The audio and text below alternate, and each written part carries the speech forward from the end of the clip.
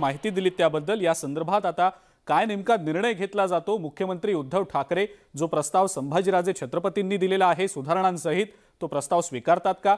या घडामोडी नेमक्या कशा घडतात हे पाहणं महत्त्वाचं ठरेल।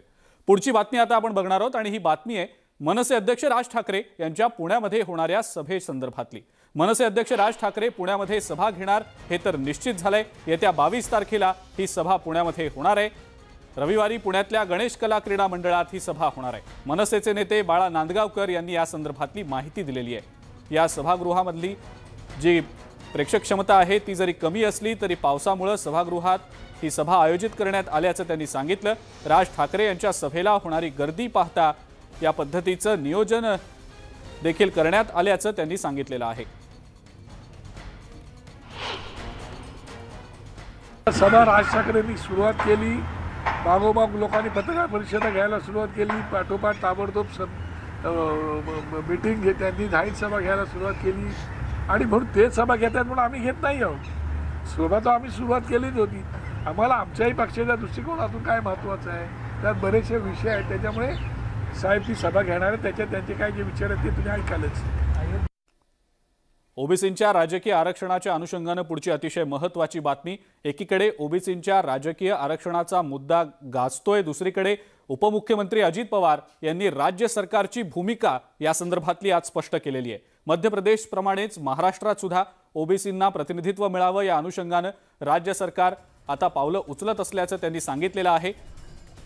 यासाठी सातत्यानं राज्य सरकारचे प्रयत्न सुरू आहेत, कामाला सुरुवात झाली आहे असंही अजित पवार म्हणाले। तर दुसरीकडे भाजपचे नेते चंद्रशेखर बावनकुळे यांनी अजित पवारांना उत्तर देताना उपमुख्यमंत्री अजित पवार सुद्धा ओबीसी समाजाची दिशाभूलच करत असल्याचं म्हटलेलं आहे।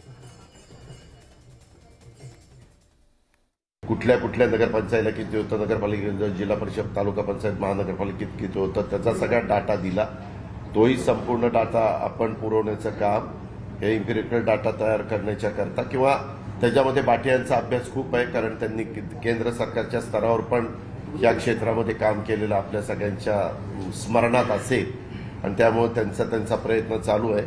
आपल्याला कुठल्याही परिस्थितीमध्ये आम्ही शेवटपर्यंत ओबीसी समाजाला त्यांच्या प्रतिनिधित्व येणाऱ्या स्थानिक स्वराज्य संस्थांच्या मध्ये मिळालं पाहिजे अशा प्रकारचा मनापासूनचा प्रयत्न राज्य सरकारचा चाललेला आहे आणि आम्ही त्या निवडणुका जोपर्यंत मतदान येत नाही तोपर्यंत आम्ही आमचा प्रयत्न चालूच ठेवू। स्थानिक स्वराज्य संस्थांना डेटा मागवणे, मध्य प्रदेश सरकारमध्ये तिथल्या आयोगाने ग्रामपंचायतनिहाय, वार्डनिहाय, मतदार याद्या सहित संपूर्ण अभ्यास करून एक एक मतदार यादी टिकमार करून ओबीसीची एकूण लोकसंख्येच्या ओबीसीची लोकसंख्या किती आहे याचा पहिला डेटा तयार केला, मग बाकीच्या कारवाया केल्या।